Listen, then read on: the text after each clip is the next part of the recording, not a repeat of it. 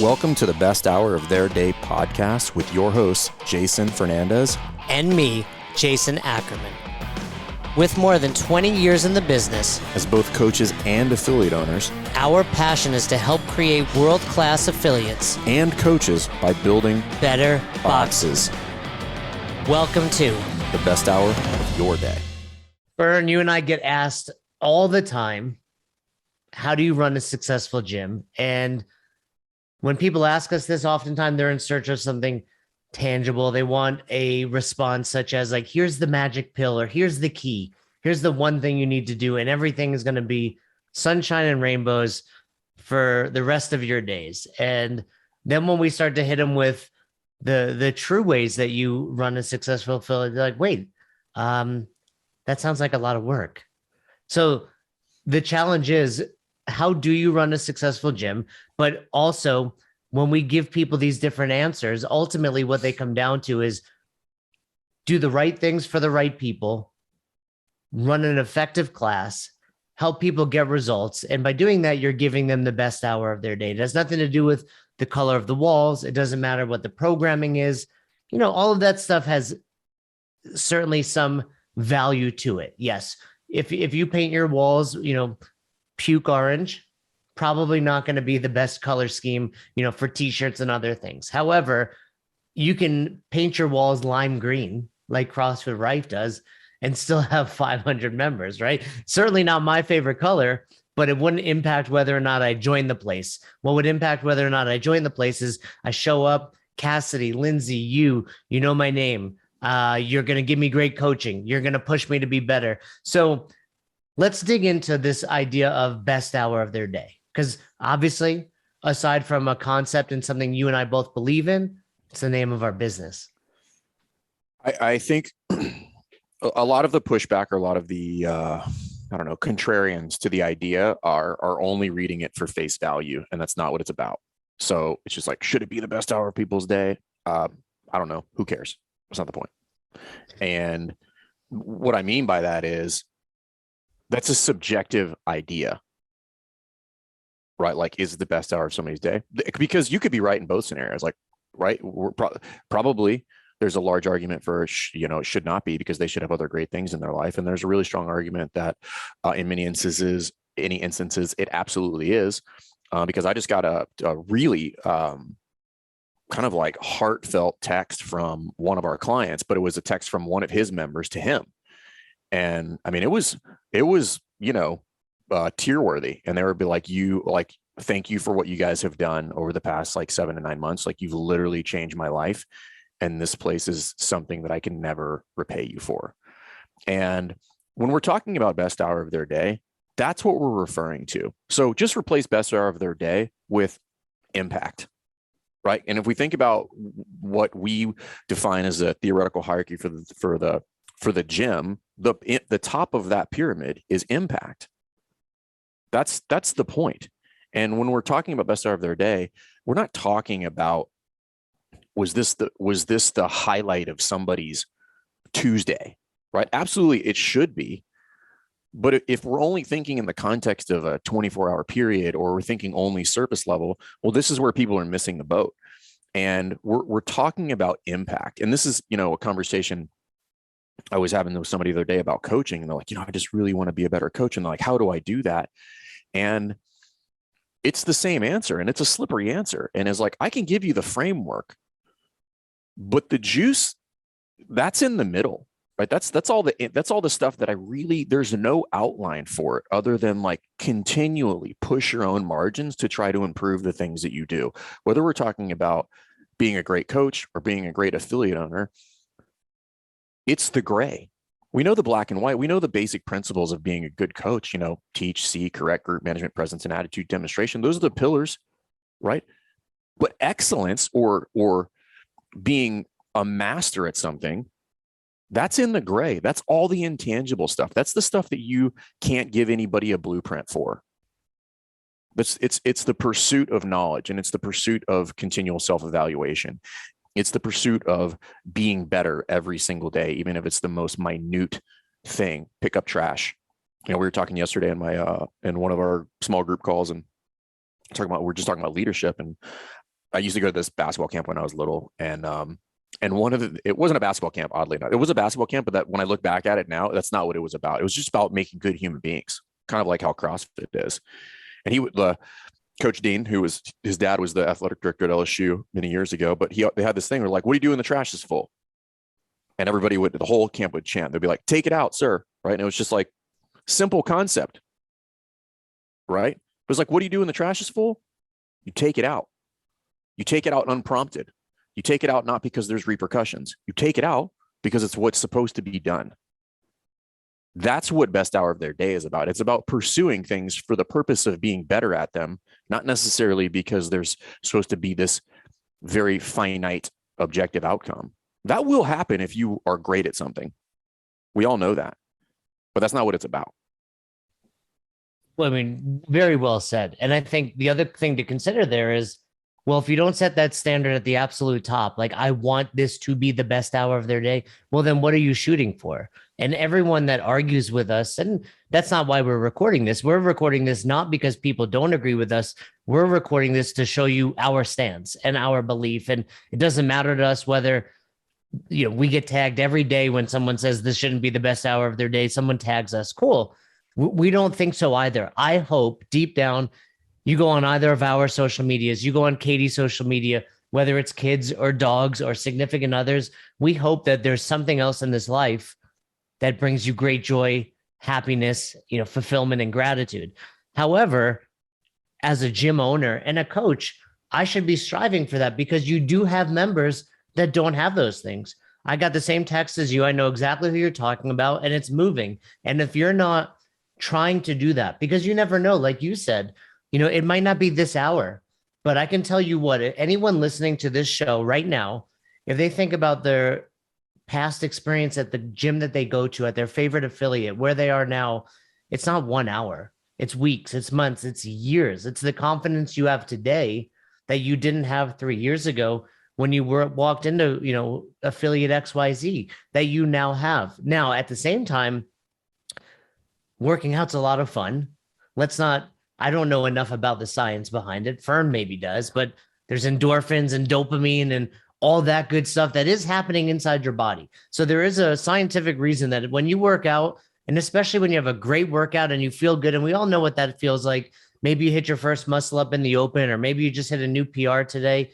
But when you do those things, you feel great. And if that now lends itself to you being a better husband, wife, father, mother, employee, colleague, great. Why would I not want to dig deeper into that? I mean, Coach Glassman, say what you will about the man, but when asked, how do you run a successful affiliate, Fern, he responded with care, care, care, care. And again, say what you will about the man.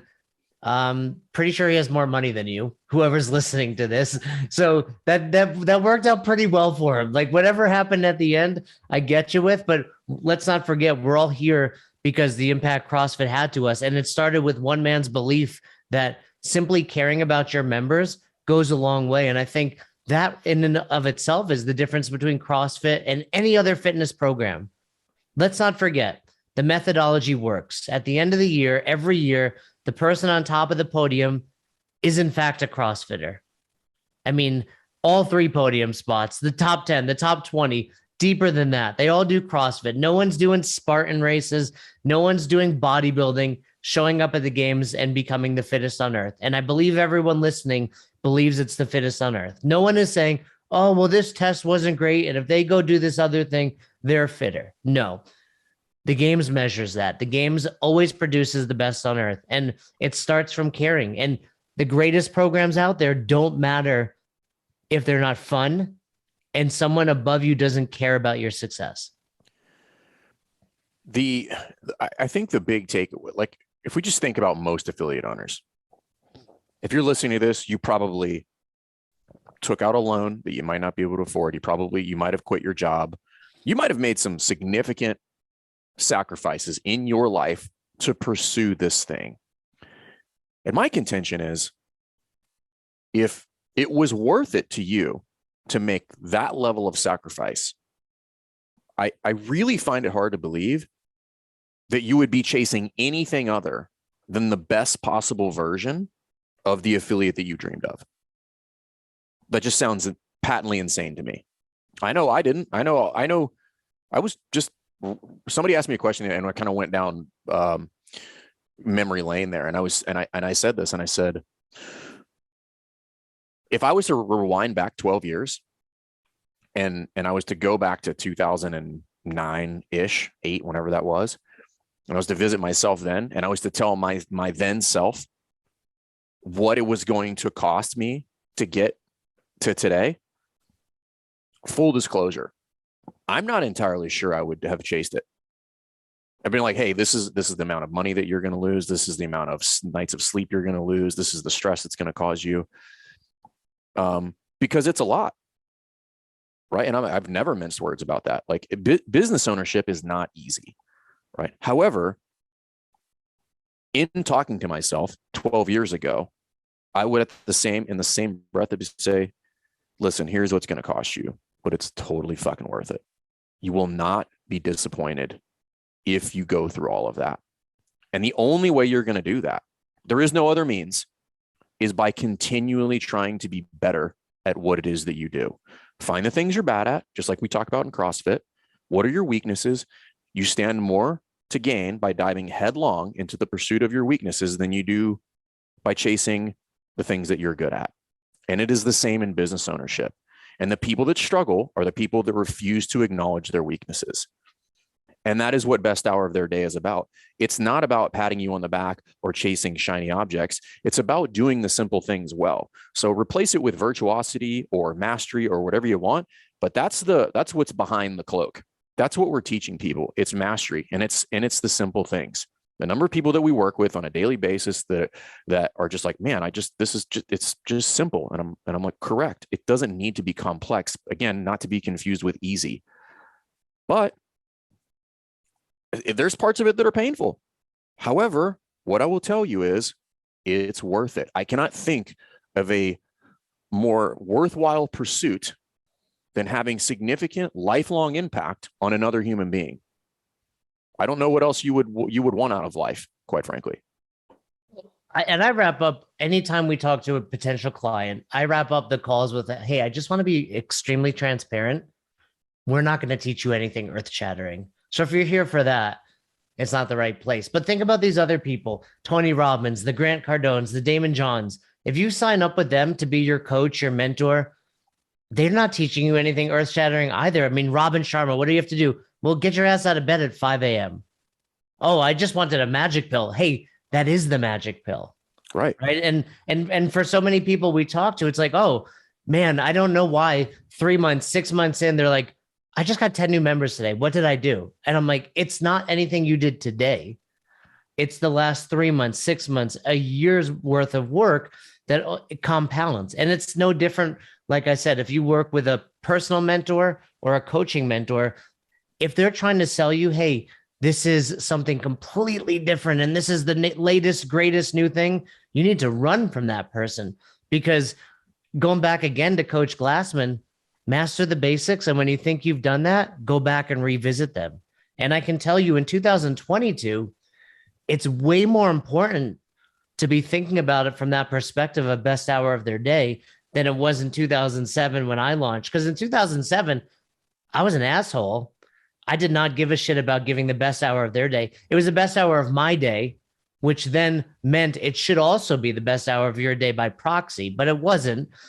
But here was the rub. Oh, by the way, if you like this CrossFit thing, there's nowhere else to go. So you're stuck with me.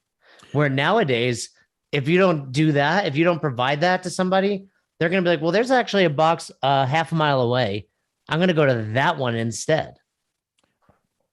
This happened yesterday. So I was sitting in the lounge. I was waiting for the 3 p.m. class.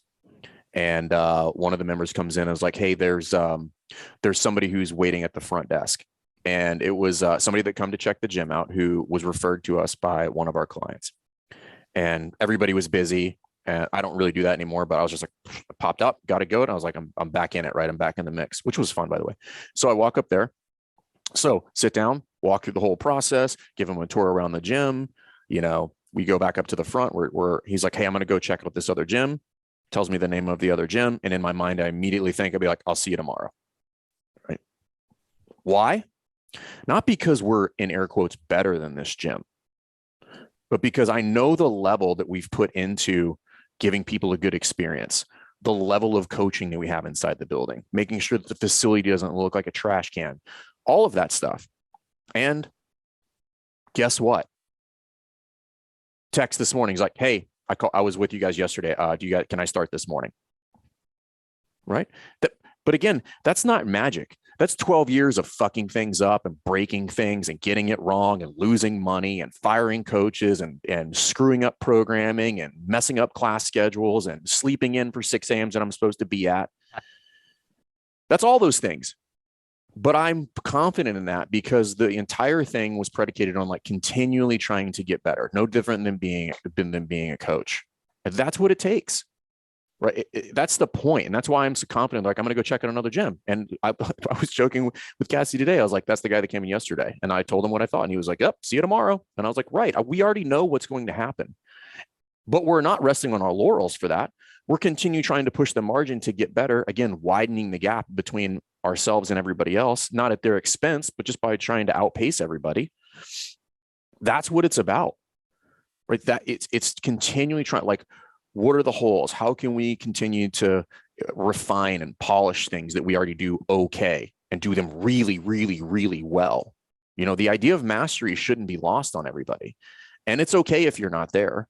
Again, don't look too far down the road. Just worry about what's the next step in front of me that I can get to that would lend itself to 2 years, 5 years, 12 years down the road, saying, I'm not really sure if this is mastery, but I'm pretty confident I'm on the right path. I'm pretty confident, like, this is the road. And we all know that, like, if you're truly pursuing mastery, like, it just doesn't end. It just keeps going. But really what I'm looking for is the confidence to say, like, I'm on the right path instead of always looking for the new thing. And here's the key. If you're really chasing this idea of best hour of their day, and I'm tracing mastery in all the facets of running my affiliate, those skills are forever. They're impervious to the market. They're impervious to the new thing. They're impervious to all of that shit. You will be able to compete in any environment if you are in fact trying to be the best. It won't matter.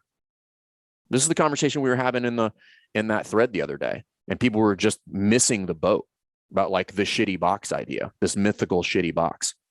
I'm like, it doesn't matter. If you think it matters, you are focused on the wrong thing, which is not you and not being better at your thing inside the walls of your gym with your members at your affiliate. That's what matters. And again, if you're chasing that, and if you're chasing it like a crazy person, none of the other stuff matters. You will be able to survive and thrive whenever the next shit show starts to begin. It won't matter. And the other cool thing about it, Fern, is if you truly care about other people inside the walls of your gym, it's going to extend outside of the walls. You don't become a better human being inside the walls of your CrossFit affiliate and not become a better significant other, parent, child, everything else, right? If you're just becoming a better person, coming from a place of care, of compassion, of empathy for other human beings, you're going to be better everywhere. People are going to notice that about you. They're going to want to be around you. They're going to want to be like, I don't know what it is about that dude, Fern, but I want to go hang out with him more often. And that's what it's all about. And again, it's not about the other box down the road or anything else down the road, not doing it up to your standard. It doesn't matter. And you're right. So many people focus on that. Well, they're giving us a bad reputation. No, they're not. They are not, because the boxes that stay singularly focused, it's like, you're in Virginia Beach. How many boxes are in a 10-mile radius of you? Probably 10. Way too many. And here's what I will tell you as a matter of fact. None of them could give me a bad reputation. The only person that gives me a bad reputation is me. So anybody who's got that argument, you need to take a long look in the mirror. You're going to continue looking at yourself. And what you're going to realize at some point is you're like, oh shit, I'm just looking at me. The only person that's going to screw this up is me. It's funny how, people, when they want to argue with us this specific point, they'll be like, no, people don't know enough to know that there's different CrossFits. You all share the same name. Well, guess what? 99% of pizza restaurants out there have the word pizza in them. We don't assume because I had bad pizza in one spot, it's going to be bad everywhere else. And even with the chain for that matter, I mean, how many of you, ourselves included, you've had a bad experience at a Chipotle, at a Starbucks, at a Domino's Pizza? When you travel somewhere else, you're like, oh, this is a different one. And it's so silly to me that people don't realize humans are not stupid. Like they're smart enough to know. Well, they are, but okay, yeah. Katie, I know I've told you this for 2 or 3 years now. Yes, humans are dumb and lazy. However, they are smart enough to know that CrossFit isn't the same in every place. And in fact, I want to just explain my concept behind what I wrote is most people that are going to CrossFit, I'd say most, I mean, what do you think? Out of 10 people, Fern, someone is recommending that they go. How many people, how often is that out of 10 people? Well, I think if you're trying to do this well and you understand the concept of best hour of their day, the vast majority will either have gotten a direct referral to you or have gotten a secondary or tertiary referral via Google reviews or somebody that they heard from somebody somewhere down the line or something like that. That's, if I canvas every single person that walks in their door, I can attach them to either like a direct referral or an indirect referral. And even I've recommended a lot of my college buddies, high school buddies, you know, I see them online and they're gaining weight and I'm like, hey, you guys need to check out a CrossFit. And oftentimes it is hit back with, I don't know if I can do it. Like, it's never like, oh, I had a bad experience. It's like, that's a little intimidating. I don't think I could do pull-ups. And I'm like, fair point. You don't have to do that. And then I will look in their area for them and find 2 or 3. Like, I don't know exactly where they live, but I'm like, how's this one, or this one as far as proximity? Cool. And then, you know, whoever's referring typically says, hey, CrossFit's different everywhere. Go try them out. Make sure it's a good fit. Make sure you like the coach. It's like I tell people with jiu-jitsu, I don't care who my instructor is most of the time. I care that the people that I'm going to go there and roll with aren't going to actually try to break my ankles or choke me out, that they understand the concept of we're all in this together, trying to get each other better. And if I recommend my buddy Kevin go check out in a box in Ossining, New York, and he's like, man, that wasn't fun, I'll be like, hold, Kevin, let me find another one for you. Right. So this idea that they're going to get a bad experience and never come back is BS, because it's on me too. It's on me to say, okay, Kevin, you didn't like, you know, CrossFit XYZ. I'm going to send you to this one and see if it's a better fit. Or they didn't have a 5 a.m. and you need a 5 a.m. or the pricing was this and you want that. The concept that we're not going to try another CrossFit is just absurd. This is also all based on the incorrect presumption that you can't do anything about that. Let's just say that that was a real thing, that there's these bad boxes out there, right? To which my argument is always like, name the box. Where is this place? What is the name of the box? Like, stop with this nonsense. Just tell me the name and we'll just go fix it. Right? CrossFit everyone. CrossFit everyone. It's called CrossFit everyone, right? So, and nobody ever has an answer. They're just like, oh, gyms. And I'm like, this is just a fairy tale, right? And this is not to say that there's not degrees of providing service, but this idea that there's this gym that has a direct, tangible impact on your ability to run your business is nonsense. It just is. And if that's the way you feel, it's not going to take me more than about 5 minutes to find, I don't know, a dozen things that you could be doing inside the walls of your gym that would be directly in contrast or combating that scenario. I mean, hey, people are afraid of CrossFit gyms. I'm like, what does your social media look like? What's your website look like? Those 2 things can solve that. Do you have a YouTube channel? Do you run a podcast? Do you write blog articles? Do you communicate via email with anybody ever? Right? Do you have a referral program? When your members come in, do you take care of their injuries? All of these things are answers to that hypothetical problem. And you shouldn't be doing it to solve a problem. You should be doing it because that's what you do when you're pursuing mastery. It just by chance happens to solve that problem that you think is a problem. My good buddy Seamus, he has 4 kids. He has a 20-year-olds and he's got like an infant. And when I had Madison, I was like, hey, give me some advice, dude. That sounds like an accident. He's remarried, Seamus. Okay, right. If he's listening, great dude. One of my first people I ever trained jiu-jitsu with. And his advice for kids is presence is greater than presence. right? So you have to check the spelling on that. And I think you would agree with me. I know that that's true. And the analogy that I want to make is oftentimes when box owners think about best hour of their day, they're actually thinking best hour of my day. Like what can I do for me that's better, that's good for the members? But they're not actually putting the members first. And the reason I bring this up is you go to, we both have daughters. It's very easy to go pick up a doll and make them happy. Or for Madison, a bath toy. She loves bath toys.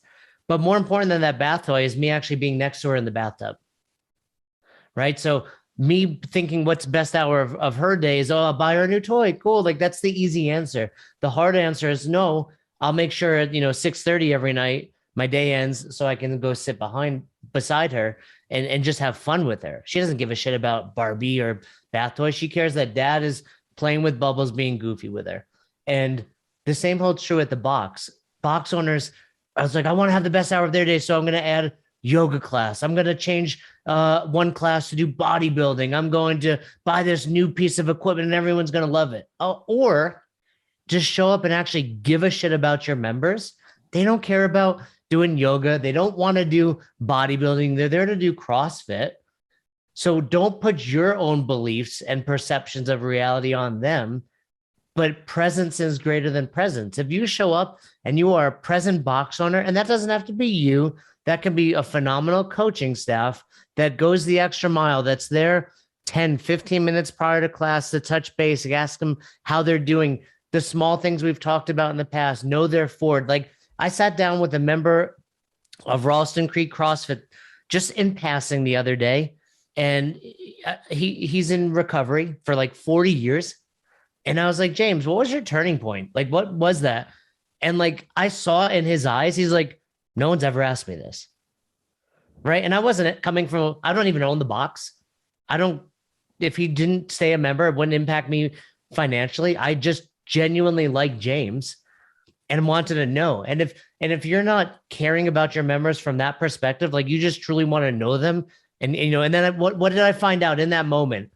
He was like, yeah, I turned 60 later this year. So what did I do? I reach out to Jeremy, the box owner. I'm like, hey, dude, we need to do something special for James's 60th birthday in May 24th.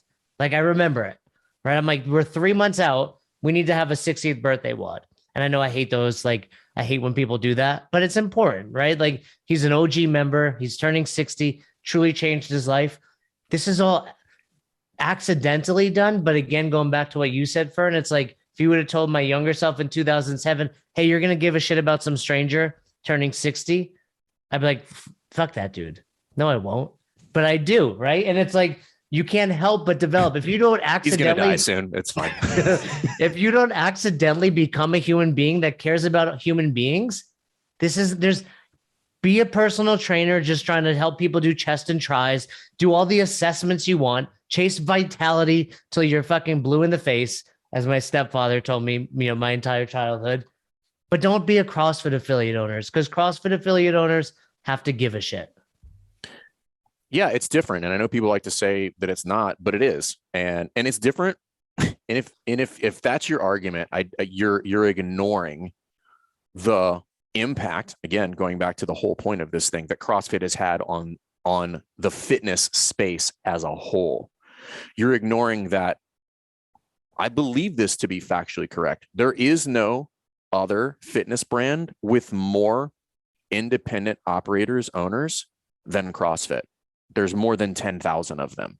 I think I read an article like 2 years ago. They're like, F45 is the fastest growing, franchise. Like, they have 2,500 gyms. And I was like, oh, 20% of CrossFit gyms. Got it. Franchise, okay. Not affiliate. But my point is, it doesn't matter, right? Like, forget the franchise versus affiliate and the semantics argument. That's not the point. The point is that there's 5 times as many CrossFit affiliates globally as almost any other chain that there is out there. And there's a reason for that. There's a reason for that, is because that means that there's 10, 15, 20,000 people that were impacted so much via this pursuit of CrossFit and being involved with the CrossFit community. They're like, listen, I'm willing to sell the farm, live in my car for 2 years, or live in the gym and open a CrossFit affiliate because I want other people to impact this. And what we want to make sure is that people understand the concept of best hour of their day is that that doesn't have to be detrimental to your overall life as the person who's running the box. It should be both beneficial to you and the client. Now, that requires a degree of mastery, right? Just like being a great coach, you're going to have to sacrifice a lot. But if you become great, it's totally worth it to watch somebody's eyes light up because you're smart enough to know that you just need to make a subtle adjustment in their squat stance. And all of a sudden, either their lower back doesn't hurt or they get a PR in their back squat or something like that. But that took how many years for you to really, really be able to fast forward to that simple correction because you understand root cause and you've watched them move a couple different ways that you can just get right to the point. And they're like, nobody's ever told me that before. Hey, bring your hands in the overhead squat. I've been overhead squatting for 3 years with wristband. I'm like, not anymore. You're not, Adrian, right? That problem is fixed. Bring your hands in, you know, that's what we're asking for. That's what we're asking people to acknowledge. No assessments needed. Your wrists look like they're going to break. How about we change that hand position? Yeah. I don't have to be a doctor to say that looks painful. Hey, does that feel good? No, this hurts terribly. I too have wrists and I wouldn't want them in that position. And so it's stuff like that. And I think that, again, it's the idea of best hour of their day. The reason that you and I started the podcast and then we pursued this endeavor of Affiliate U and really helping affiliates. It's not surface level. It's deep, right? Which is the same way that we teach people. It's not surface level. It's deep. We're going to go deep. We're going to fix the things because we want you to be great at this because we know that the impact that CrossFit can have. And we understand because we've lived it and we've seen it, the ripple effect that can have moving outward from you if you're pursuing being great. And I will even go this far. If you are pursuing this idea of best hour of their day and being great and pursuing mastery, even if you're doing it poorly, the impact will be profound. Because I think back 8-9 years ago, when I was not very good at this, but I really gave a shit, and I can connect multiple affiliates to that version of me, which was not good, by the way. But I cared and I was into it and I really wanted people to be better. And I can name 4 boxes off the top of my head that started with me when I was not good, just trying to be better. And then that rippled out to them. And I don't know how many boxes ripples out from there, but I know if you tried to calculate the number of lives impacted, it wouldn't be a small number. And that's not about me. That's every affiliate owner ever. You know, I just think, to me, this idea of care is so valuable. And, you know, people are trying to attack CrossFit from all different angles these days. And the latest, greatest thing, insert whatever words you want to put there. I don't think they're wrong. I think there's a lot to be gained. Yes, if you wrote personal programming and you had an hour of cardio on a bike, or you assessed somebody and got their knees to track out a half an inch more, will they be safer and all this? Probably. Cool. Yeah, in a vacuum, all of that is great stuff. But let's also be clear. I told you again earlier, the people that win the games are doing CrossFit. Yes, they might have a team behind them for some other things, but in general, they're doing CrossFit. And what those other brands or companies or protocols lack is that idea of care. I've had people write workouts for me. I don't do them. You know why I don't do them? Because they're not fun. The person that's writing them for me doesn't give a shit if I do them or not. They may follow up, hey, you didn't do today's workout. Great. Thank you very much. I know I didn't do it. But they're not the same people that was that are weird. like, I thought I did it. Yeah, they're not like, hey, is everything okay in your life? What's going on? Oh, you know, this is happening. That, like, those are the things we know as box owners, as coaches. Again, accidentally, you can't fake that shit. You either care about people or you don't. Hey, I thought it would be fun to give 1 or 2 examples of sometimes we thought we were caring about our members and we were caring about ourselves. Go ahead. I can't wait to hear. I mean, everybody knows mine because it's in my book. I didn't want to bring it up. You know, best hour of their day. You wrote a book? Do tell. That, you know, I'm not here to brag. You know, that's not my style. Please grace Katie and I with this story. So Katie's read the book, so this will be familiar to her. You've never read the book. I wrote a forward for the book. No. Yeah, Fern wrote a very nice forward for the book. Jess wrote that. Let's be real. Jess wrote, hey, honey, I need you to write something for me. So anyway, we had the 5K programmed and no one showed up. every class in the evening. Pretty standard. I mean, I don't go to the gym for 5K days, but as an old OG CrossFitter, Fern, you know very well that the 5K is the most commonly programmed workout ever on CrossFit.com. I don't know if that's still true, but at least at the time that we learned the programming lecture, and for a couple of years later, it was still very true. I would imagine it probably still is, because I mean, it's still a regular occurrence on .com. And it was so often programmed back, and it would take years for another workout to take over. Yeah. And, knowing the value in that, hey, it's a longer endeavor. It's 20 to 25 minutes, maybe 30. You're in the oxidative pathway. Everyone talks about, growing your engine. That's how you grow your engine, right? And I see it to this day, like people doing, hey, we're doing the anaerobic test and we're doing this testing and that testing or this and that. I'm like, that's for you. And that's exactly what this was. This was for me. I know how important a 5K is because someone smarter than me said it, Coach Glassman, and you all need to do this thing. Now, by the way, I rarely did it, so I wasn't leading by example. But when no one showed up on day one, we then programmed it again on day two. Again, that's not actually providing the best hour of their day. And for so many people out there, as box owners, they think what they're doing is actually giving to their members, but it's for them. Some of these silly tests, like I said, do your members actually care like where this is their anaerobic threshold? You're doing like, they want to come in, they want to have a fun time, they want to get fitter, and they want to, have some camaraderie. You will have a handful of members that show up for your 5K days, for some sort of, insane test days. But more often than not, they just want to do this CrossFit thing, right? Live your life in couplets and triplets, et cetera, as Pat Sherwood said. I wouldn't say don't program a 5K, don't program these other things, but at the same time, assess why you're doing it. One of the things that we've done really well for Best Hour is kind of create rules and standards that we hold ourselves to. And because we do that, our clients know that. And box owners can very easily, chase squirrels and chase shiny keys. And I'm not sleeping anymore. And I would go back and say, like, why? Your members don't give a shit if you're up at 2 a.m. Your members want the best version of you. They want you to be ready and available and present at 5 a.m. or 6 a.m., whatever time your class is. So set these rules, set these standards, and stop trying to chase things when in fact it's all right in front of you. You just have to do it better. Right. Just do it better. Just do that, but better. And like, again, I was having this conversation with somebody again yesterday in a small group call, and it was the never ending, we'll call it drunk monkey of open gym. Right. And so we're having the conversation to ask a couple questions, and we kind of circled via the conversation back to the actual problem, which had nothing to do with open gym. And what we found out was, if you listen to the person and what they're saying, they're like, hey, well, I want to do open gym because I miss my friends and we can't work out at the same time. I'm like, okay, well, that's got nothing to do with open gym, just so that we're all on the same page. What that means is I probably should take a look at what kind of social events do I have programmed. If we're thinking about the idea of perceived value builders, like, what does that look like? Because you could scratch that itch and have them hang out with their friends and still be closed on Sundays. You could probably work around that one, and everybody would be totally happy, which again is always the goal, win-win. I want the staff to be happy. I want the owner to be happy. I want the community to be happy. I want anybody that interacts with the business to be happy.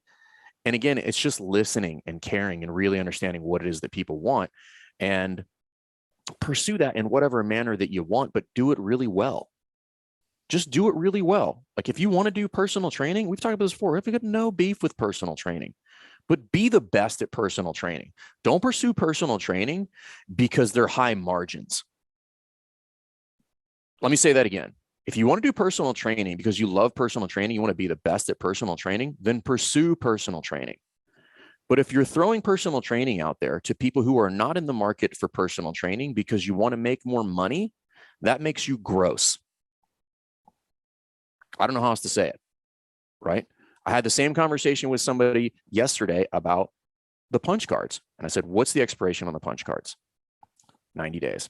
Pretty standard. So if you sell punch cards and that's you, I want you to listen very closely. I said, okay, let's average this out. 10 sessions over 90 days. Let's do the quick math on that. How frequently would they need to be coming to come in? I said, roughly every 9 days. Okay, cool. Does that sound like something that would yield results? He said, not really. And I said, then my contention is you should not sell that to that person because that's a terrible offer, right? But people sell it because they're like, well, but it's money. And I'm like, wrong answer. Wrong answer. That is not in the best interest of the client, at which point you should not sell it. You should do your core thing better. And I tell you what, they'll show up more frequently. Guaranteed, right? Because if you're telling me that they can't come more than once every 9 days, well, then they literally don't care about this, which is fine. I don't have any beef with anybody that doesn't care. But if they can't come any more than 9 days and you're selling them that because you want the $150, that's not for them. That's for you. And that's the wrong answer. You should sell them something that they need. And if they don't buy it, that's fine. They don't have any obligation to buy it. But you should not sell them a false bill of goods, which is like, hey, this is a good deal for you. It's not a good deal for you. It's not in any way, shape, or form a scenario in which you would, which results would happen showing up every 9 days. We already know that. That is analogous with a Globo Gym. That's exactly what it is. We're selling you a $50 membership. And by the way, we hope you don't come in.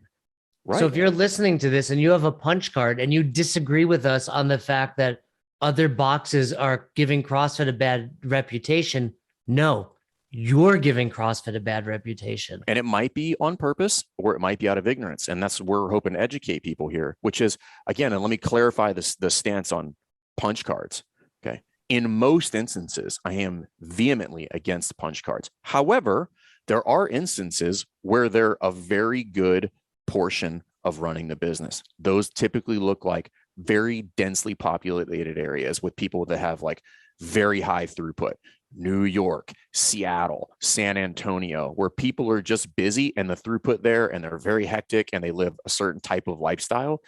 That could be a great option. But I would still contend that if it expires over 90 days, that is not beneficial to the client. Like we already know that the risk for injury, if you're not training 3 days a week, it goes up significantly because I don't get to see them. I don't know enough about them. I can't tell if they're having a good day or that's just their face. I don't know. So my recommendation is if you are going to do that, and for the record, I don't recommend that you do it, but that should be limited to like 45 days, right? I should see you at the bare minimum once every 4 days to come in and train. Okay. And box owners will try to convince you, no, it's because they're training for marathons or they're doing other endeavors. Cool. What are these other endeavors? How are their scores? Are they getting better? You don't know any of that because all you cared about was that punch card sale. And again, it goes back to what I said and what Fern just said. It's not don't have punch cards, but I guarantee most of you don't live in that metropolitan area like Fern is suggesting. And you also have no follow through on this person. They show up once every 9 days, if that, and more than likely they just never show up at all. And you've made $150, and that's what's giving a bad reputation. Oh, everybody talks about CrossFit Cares and this great community. I bought a punch card. They never reached out to me. Does that sound good? No, that is the answer. Just so we're all on the same page. No, it doesn't. That sounds terrible. And I get it, right? And I do want to layer some empathy on this. Like, I understand why you would do it, whether it's because somebody told you that's what you should do, or everybody else was doing it and you followed suit, or because the business isn't going well and you just didn't know how else to make a sale. I get it. I've been there. I've sold all that shit before. And in some instances, like people that work with this, like at some instances, I will default to bad ideas because practical is practical. And sometimes we just need to do bad ideas in the short term.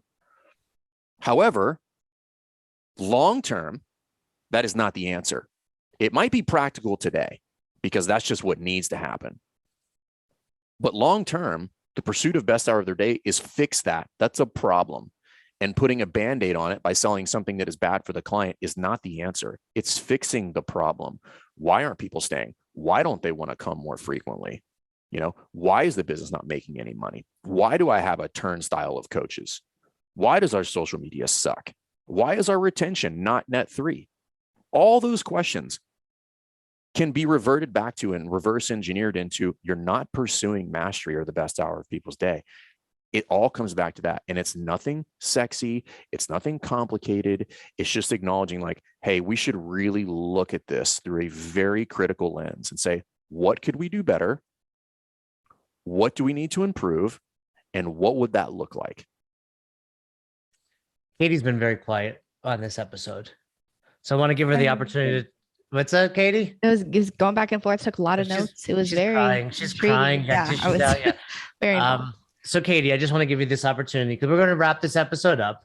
I'd say most people, Katie, you can agree with me on this, define me as punctual and very organized. Everybody defines you that way. Literally every single person. And by everybody, we mean the opposite of the actual CrossFit everyone. Term of it. CrossFit everyone. It's the opposite of the literal term everybody. We'll use that expression when someone says that. CrossFit everyone. So to wrap up on time, but I have something written down, so I'd like to read it because I'm organized. Is that cool, Katie? Do you have time for that?